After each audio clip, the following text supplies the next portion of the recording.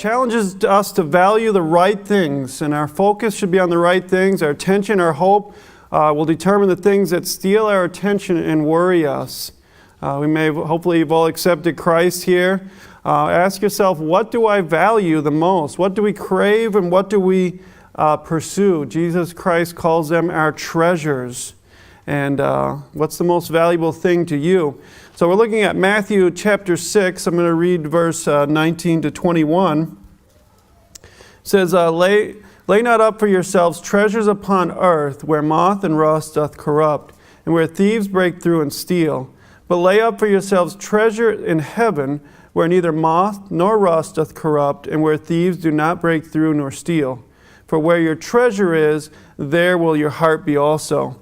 And here Jesus is warning his followers to not be the value of the eternal more than the temporal. And we need to keep that in focus. You know, it's going to affect the direction of our lives, really our hearts, whichever way our heart is focused. That's going to determine our lives, our desires, our affections, our will. And really it's the most, besides salvation, the most important. Who am I going to serve? Am I going to serve money? Am I going to serve others? Am I going to live for myself or really live for others? The command to gather heavenly treasure. Does everybody have a handout before I get going? There's some new people. Raise your hand if you do not have a handout. Okay. I should get John to hand that thing. My wife will get you some handouts here. Is there anybody in the back need handouts? All good? Okay. All right. The first one here is, do not amass earthly treasures. Earthly is the blank there. We shouldn't gather and amass our wealth on earth. Yes, money, property can help us and help us help others, but we shouldn't set store by any treasures in this world. The Bible gives us two reasons here in the verses. The first one is they can decay and they can be stolen. And he uses a simple principle to illustrate something, that everything in this world will disappear one day. It's, everybody's building all this wealth, and then when they die, they can't take anything with them. Wealth, property, fame, glory, these will evaporate, the Bible says. And when God destroys the world system, establishes his own visible kingdom. So people do all this work and devote their lives and neglect everybody else, and it's all this focus on this wealth, and then they die. They can't take any with them, and that's what the Bible's saying here. Don't amass earthly treasures, and there's nothing, and I'll say this, doesn't mean we have to be broke, and the Bible does say, money is a defense. The Bible does say, save up for your children's children, so there are verses. I'm not just saying, you got to be dirt poor, or if you're wicked if you got treasure or money, that's not what it's saying there.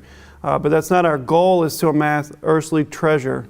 Gather instead treasures in heaven is the other blank.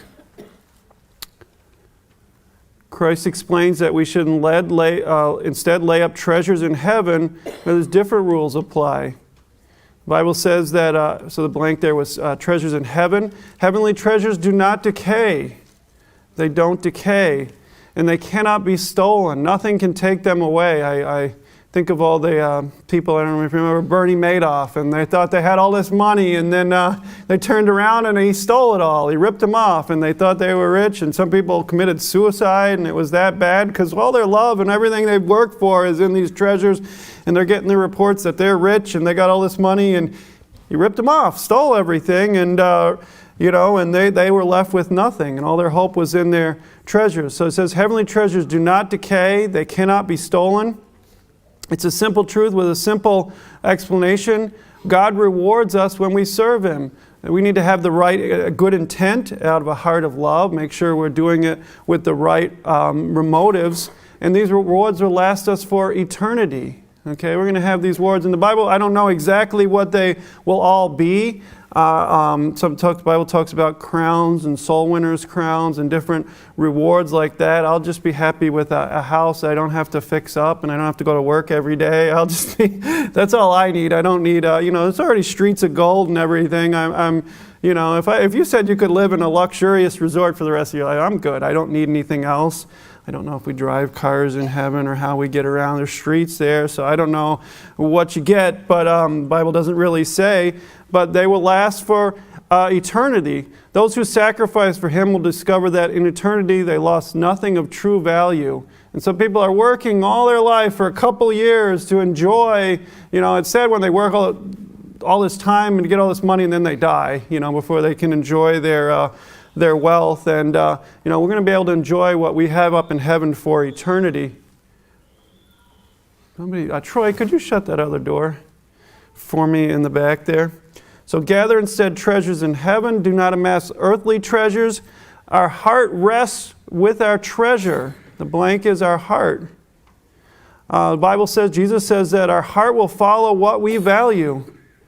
He's not saying we should ignore physical needs. Obviously, we need to take care of physical needs, take care of our family.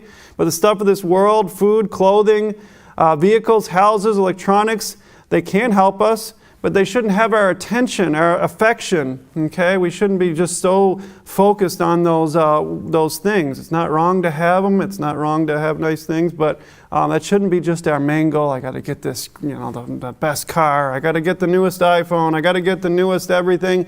And that's their whole goal there.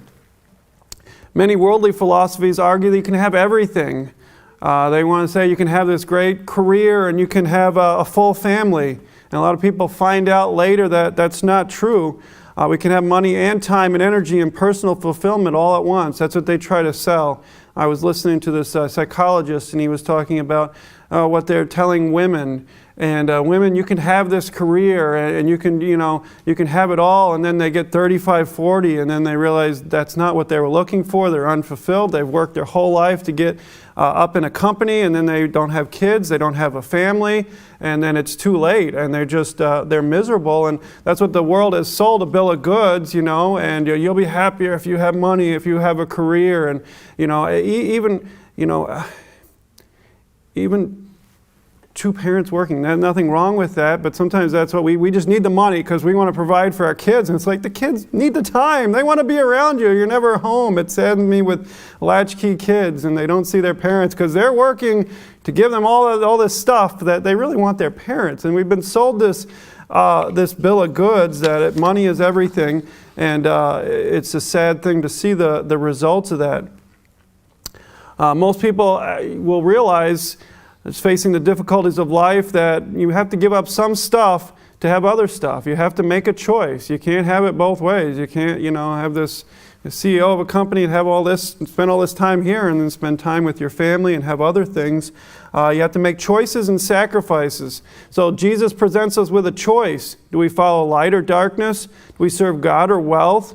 Do we worry ourselves over the things of this world, or do we concern our things of eternal glory? And just thinking, what are you working on? What's your primary goal? I mentioned this last week. I thought good job, college, and money would make me happy, and I'd have, everything would fall in place. And I kind of looked down, I have to say, I admit, I kind of looked down on construction workers, I'm like, they can't use their brain, they're not smart enough. And so I felt God wanted me to come here, and I stayed here, and I didn't have a job, and what's my first job? I get construction, and I realized that I had to change my whole view on money and take that desire away, and I realized I'm just working to provide so I can minister, so I can serve. I worked on the buses in Sunday school, and I took my money. I spent a lot of money on the buses, and Ray will testify all the things that I did. But that was my job, was just so I could serve God. It wasn't so I could amass this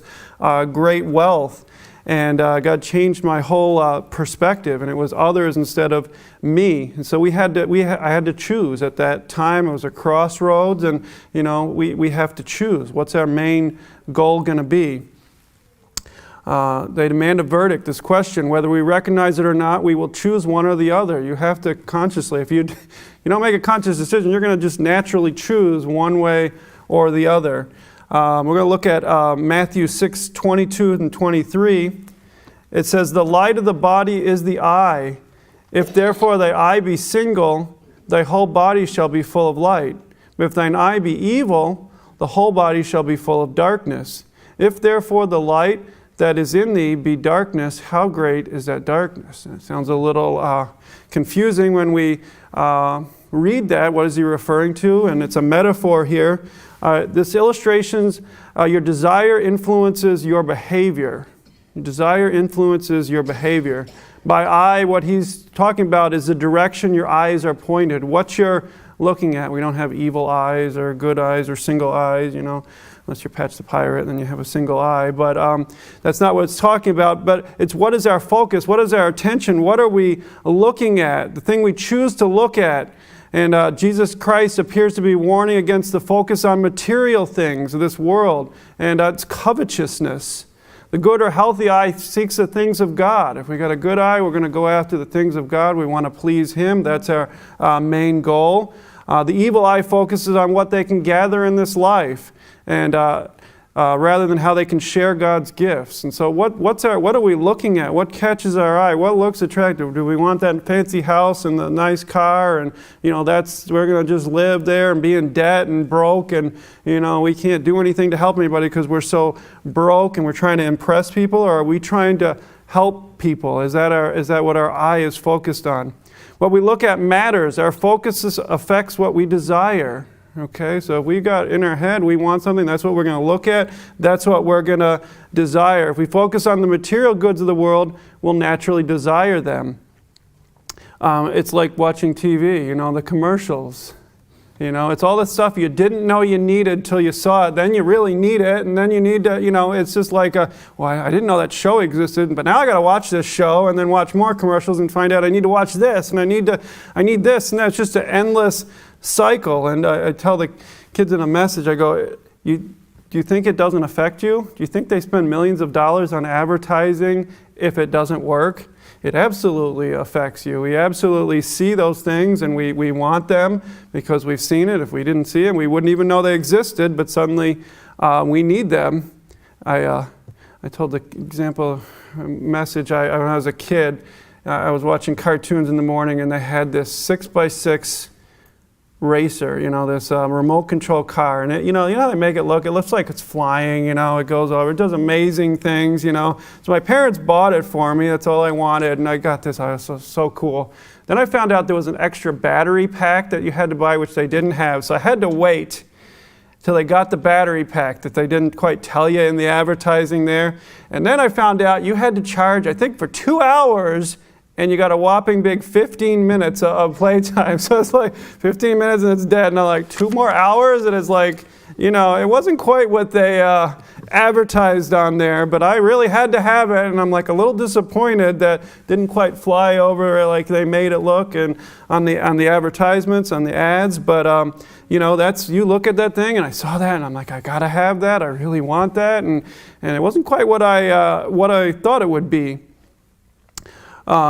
If we focus on God, we'll fill our vision with Him and all His good gifts. So what are we focused on? What is our eye looking at? Are we focusing on the things we want or think we have to have? Are we covetous, or are we focusing on the things of God? And we're going to realize all the blessings that He's given us when we're focused on God. We're so blessed, and it's so easy to look on the things you don't have, and we should be focusing on the things we have. I was just thinking this morning, praising God for my kids, my wife, and just what a blessing and everything that I have, and thanking God for it. So what are we focused on?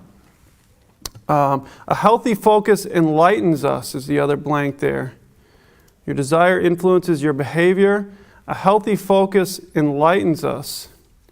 When we focus on the light of God and His Word through His children, we brighten up every area of our life. David writes Psalms 19, he says, He's a lamp unto our feet and a light unto our path. And we can receive truth, wisdom, and understanding and be a light. And I hope we're a light with our life. A God focus affects everything we think, say, and do. And if we follow Him and Him alone, we will not love things that can distract us or harm us. And that's our goal, is to be Christ-focused, Christ looking at Christ, and everything else really takes care of itself. If we're looking on the things we don't, I want this and I want that, and that's what we're focused on. An unhealthy focus blinds us. Blinds us. Is the blank there? Blinds. So covetousness, and we're really seeing that in this country, and that's the whole goal of this credit, getting debt. You got to have it now, and nobody wants to wait, and you deserve this, and you need this, and that's what our society is really all about. But covetousness is placing the pursuit of earthly goods above the pursuit of God. Sin doesn't stem from something being pursued. A pile of money doesn't ooze wickedness. It's not evil to be rich. I know this is the thing. If you're rich, you're evil. And I'm like, so you were good at $999,999, but you got one more dollar and suddenly you're evil, you're a millionaire. It just doesn't make sense, their thing. But it's not having wrong clothes isn't wrong, okay? Hopefully we look sharp, okay? It's the sin of covetousness that lies in our valuation of things, whether earthly possessions are above or below God. And that's really the key. Are we covetous? Do we want things, earthly things, or are we pursuing God? Do we treasure anything above God? All right, we need to be careful. Is there anything in your life that you care more about than God? And you got that focus. The wrong focus will blind you to God's grace. It'll obscure the good He does in your life, focusing your eyes on all the things that others have and you don't. And nice cars, stylish clothes, latest technology. I have to say, I hate the latest phone. I always like the phone I have, and I'm used to it. And, I hate that John just said, hey, well, I got this free upgrade. You can get the newest phone. And I really didn't want it. I took it. My phone was cracked. That's the only really reason I get a new phone is if it stops working. But then I got to figure out this new phone and then reconfigure it. And I just hate whatever phone I have, I'm content. I don't care if it's 10, 20 years old, But, sometimes they break. But everybody's like, I got to have the latest phone. I'm like, it just annoys me to have the latest. I like this one. I'm used to it. I'm familiar. I know where everything is. I don't want the latest phone. Some people, that's their, they got to have. I saw this one guy, he had to have the latest iPhone. And he had to be first in line. And they're waiting in line for this iPhone, paying like $1,000 for this phone. And he opens it up. And the thing slips out and falls on the concrete and breaks. I'm like, you just had to laugh. Like, that's his whole goal. I'm going to stay, sleep on the sidewalk to have this latest iPhone. It only does one thing more than the last one. But I'm going to pay all this money, and watched it on camera, and it just shattered on the ground. I'm like, well, that's what you get. But an unhealthy focus blinds us. We need to be careful. So the principle is we have only one master. Only one master is the blank there. Verse 24 says, no man can serve two masters, for either he will hate the one and love the other, or else he will hold to the one and despise the other. You cannot serve God and mammon. So we see the principle is simple. We must serve something, but only one's pursuit will reign over the others. And it's either a path of selfishness, fear, or despair, or we walk a path of righteousness. We have to choose. We can't have both. We can love only one. The blank there is love. Jesus makes it clear when we try to serve two masters, we try to pursue God and our other efforts to gain wealth, to love both God and money, to get the best of both worlds, it never works. Okay? You can't do it. Okay? And we got to have a job, we got to save, and we got to be smart with our money. But when we're just trying to serve that, when that's our whole focus, we can't have both. Ultimately, our affection belongs to just one of them. You have to make a choice. The exclusivity of love. Important truth about love. Love is not all-inclusive. To love good is to hate evil. Celebrate freedom is to denigrate bondage. You can't have both. Okay, and to treasure God's kingdom is to despise the system of this world. Everybody's saying, oh, love is the answer. Well, love involves hating evil. A lot of good that God has left us to enjoy on this earth. We can't replace the giver with his gifts. And that's sometimes we try to do. And I couldn't imagine if my kids loved their toys more than they loved me. Can you imagine how disappointed you would be on Christmas? They just love you for what you can give them. And they love those toys, and they don't really care about you. They only care about you as far as you can get them those things. That would be so sad. My son's like, I love you, Daddy, and that just warms my heart, and I'm sure it warms God's heart when we say that to him. But do we love the gifts, the toys, more than the giver of those things? What a sad state if that's where we're at.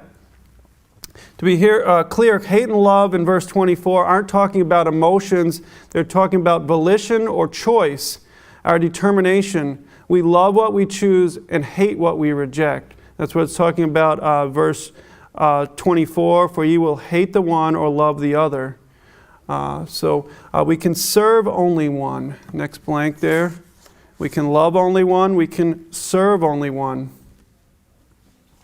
We can serve only one. So eventually, if we're trying to serve two masters, they're going to come into conflict.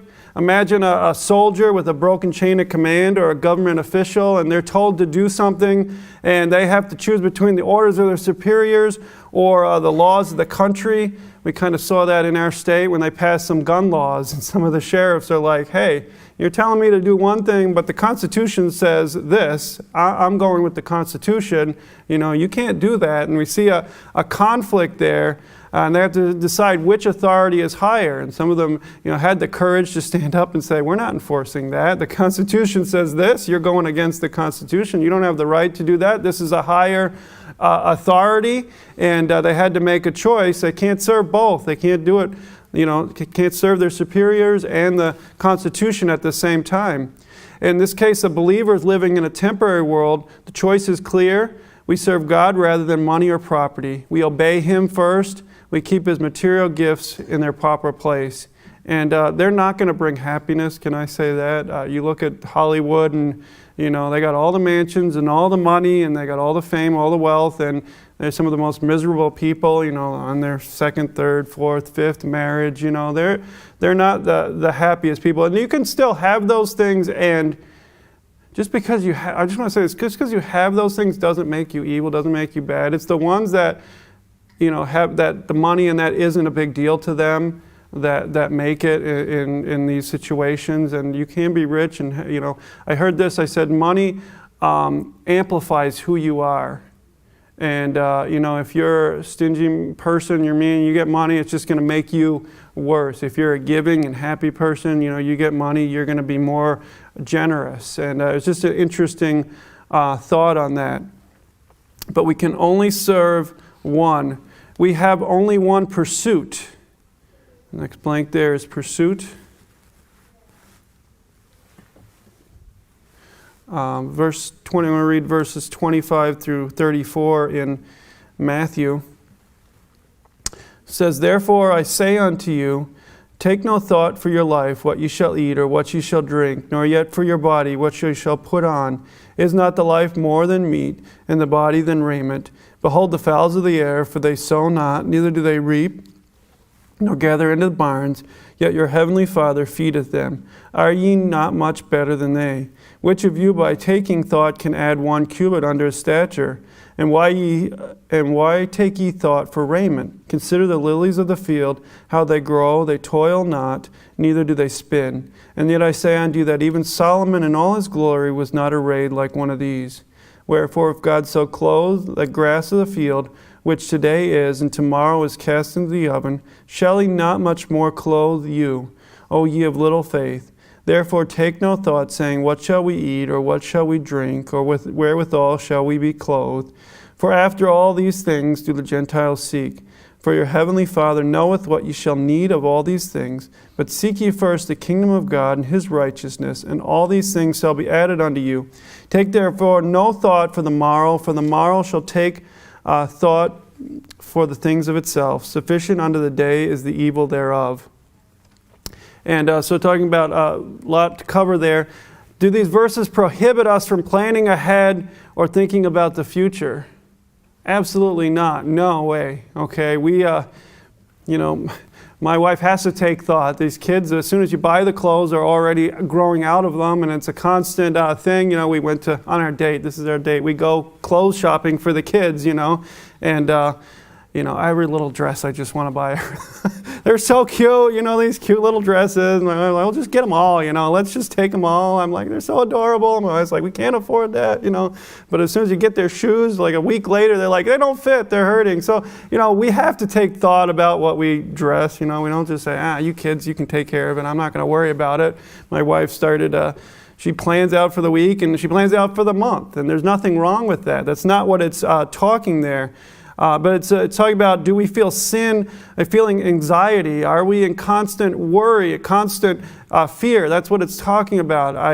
I took my van into Brother B.A. to get some tires on, and Donovan called me. He said, your engine is your body's starting to rust, and your engine's starting to break away. He goes, you're going to need to get that welded. So one day my engine's going to fall out. So it's my van, if you notice, starting to rust and fall apart. And I'm looking up used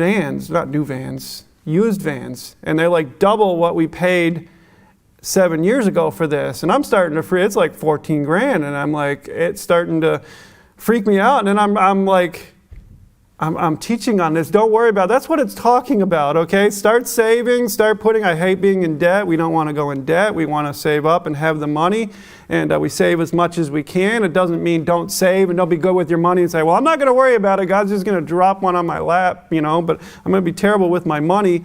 That's not what it's talking about, but it said, don't worry. I'm like getting anxious. How can I save this money? I'm already trying to figure out, and I'm like, God's saying, don't worry. I'll take care of that. You do what you got to do, and I'll help you out. And that's what it's talking about there. Don't worry. Don't feel anxiety. We're all worried. And you think, so Jesus tells his followers, if they treasure eternal things, focus on God's light and serve him alone, they need not worry about the things of the world. And the Greek word that it uses in there is full of worry or burdened with cares. And sometimes we just worry instead of trusting God. And, can you imagine if my kids were worried about their next meal or their clothing? You're like, what a waste of worry. We had the foster kids. I guess it's a big fear with foster kids in these situations. And they're always worried about the next meal. And they would be eating the meal and they say, what are we having next? And it was just an insecurity, and they're always worried, what's for dinner? They're always just had an insecurity there, and and we're like, have you ever missed a meal? They're like, no, we'll take care of it. Don't worry, we've got it. And I guess it's a common thing among in situations like that. But my kids don't worry about that. Can you imagine if they're worried about the next meal? Like, what a waste of time. Your mother's got it. We're going to feed you. You're not going to starve. Mrs. Alberry knows how much my kids eat. She was one of the people that called and said, Ben keeps eating and eating. Should I give him more? He's on like his third bowl there. We're like, keep feeding him. He's hungry, But they don't worry about their next meal. They know we're going to take care of it. And God's really saying, don't worry. It's a waste of time. I'm going to take care of you. And that's what he's talking about. We shouldn't pile on concerns unnecessarily. There's enough things to worry about. Don't worry unnecessarily. Shouldn't pursue worldly wealth to help us feel more secure. We have a greater need than the physical. We have only one pursuit. We have a greater need than the physical is the next blank.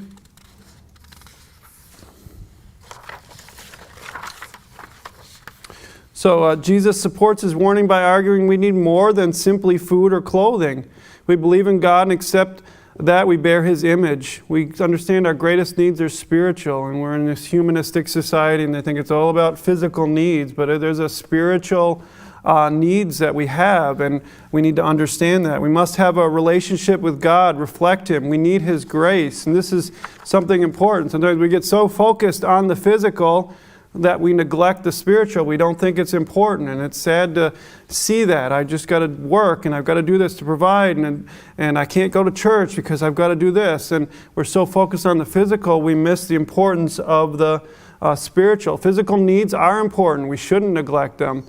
But what will sustain us longer? 80 years of food on earth or eternity of salvation in heaven? Okay, think about this. We're so worried. It's such a short time span. We worry so much, and God's got eternity taken care of. If we trust God to take care of us for eternity, can't we trust him to take care of us for a few decades in this world? And really what it is it's a lack of faith. I'm sitting there worrying about this van, and I'm thinking, I don't trust God. I'm putting my faith in myself, and I got to figure it out myself. What I like to do is try everything I can to figure it out, and then when it doesn't work out, then ask God. And I'm like, no, I'm going to start praying now that when it goes, God's going to take care of me, and God will provide. So if anybody's got a van they just want to give away, just answer my prayers here, just to let you know. But God will take, I shouldn't be worrying for a year, about this fan, when my fan going to die and what am I going to do, God's taking care of us. He says, and I think about with the kids, I think, well, haven't you had every meal? Haven't I taken care of you? And then God's saying the same thing to me. Haven't I always given you a vehicle? Haven't you always had a house, money, food on your table? Why are you worrying now? And I'm like the kids that just worry about the next meal, and God's taking care of everything, and I'm still worried about the next thing. Worry serves no purpose. Jesus argues here that God can meet the basic needs of lesser creatures. He can take care of us, creatures He values even more. Talking about, these animals, and He can take care of them. Why do you think He can't take care of you? God feeds the birds of the air without worry. The blank there is feeds. So God is addressing this issue. He says the issue of food, and He's talking about birds. They don't have farming. They don't have food storage. And God's saying, I take care of them. I care about the birds. Why do you think I can't take care of you? And, it's such a simple thing to understand. God cares. If He cares about the sparrow, falling, and you don't think He cares about your life and your needs, and, we get God doesn't care. And I'm glad we serve a loving God that cares about our needs and care about the smallest little animal, little bird that we don't even care about. But He said, I care about that. Well, feed them. You don't think I can feed you? Worry gives us nothing. Blank there is nothing. I am a consummate worrier. We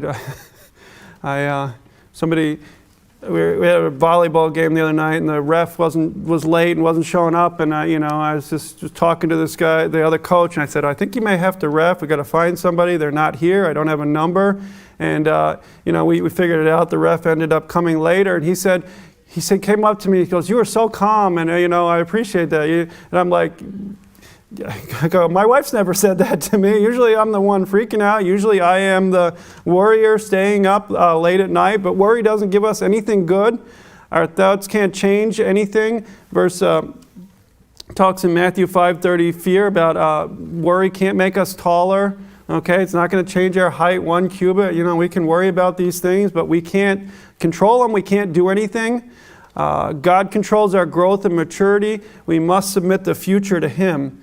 So God feeds the birds of the air without worry. Worry gives us nothing. God clothes the flowers of the field without worry. Clothes the flowers of the field. So Jesus is giving us assurance here. He talks about the need for clothing. He points to flowers. He goes, they don't seem to work hard, yet their beauty is greater than the glory of Solomon, probably one of the greatest empires, the most wealthy there. And he's saying, this little flower, it's beautiful, and I can clothe it. You don't think I can take care of you? God takes time to design and bestow beauty on such a temporary thing as flowers. God cares. And I really, I want to say this, when we talk about evolution, and I'm like, I look at the beauty of the world. You look at the calendars. What do they have? They have nature scenes, right? What's the most beautiful things? They don't have man-made things. It's the beauty of nature. And I'm like, where did that beauty come from? If there's just evolution, there's no need for that beauty. It's for our own good. It just shows the glory of God. But my wife wanted some flowers in our house, and I tore up my beautiful rock garden. I put that rock garden so I wouldn't have to do anything. I tore out the grass, sloped it, put all these rocks in. Then she decided, I don't want the rock garden, and I was very disappointed. But, I'm glad we did it, and it looks beautiful. And, I won't get myself in trouble here, but it looks beautiful. And, those flowers are so pretty, and I'm so glad that she talked me into it. And, God cares. God cares about beauty. And He said, I can take care of the flowers. Don't you think I can take care of you? We bear His image. We have eternal souls. Can't we trust God who appreciates beauty to clothe us well? Where does our faith rest? And, it's really a lack of faith when we think that God can't take care of our needs. Do not worry over physical needs. Christ says, don't worry about food or drink or clothing. Do not pile on yourself the burdens of the future. We should work, prepare, and we need to be smart about that. We should not doubt God's ability and desire to provide. He wants to provide. He wants to take care of us, just like a parent wants to take care of their children, wants to have all their needs met, and cares about them. And God does the same thing. A few more reasons why Jesus provides. It says, your Father knows your needs. Blank there is your Father.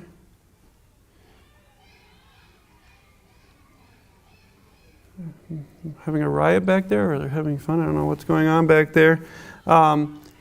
Christ assures that God the Father knows exactly what we need. Okay, we refuse to worry by trusting in His omniscience. That's all-knowing. We meditate on our God, not on our problems. And that should be our, what are we focused on? The problem or God? God that can take care of it. I preached a message on Hezekiah, and I was reading it and I was studying it, and he's got the army there. I can't remember which army it was, but they're at his doorstep. They're there, and the first time he asked somebody else to pray. He asked, I think, Isaiah to pray, and they go away. And then the second time they come back, and then it took him, the next time he actually prayed himself. And that's what God wanted, and he ended up, taking care of the enemies. One angel came in, killed like 200,000 of the enemy, and it's like God just said, I just wanted you to pray. And sometimes we want to worry instead of pray, and that's what God wants us to do. Meditate on God, not on our problems. Worry characterizes pagans. Blank there is pagans.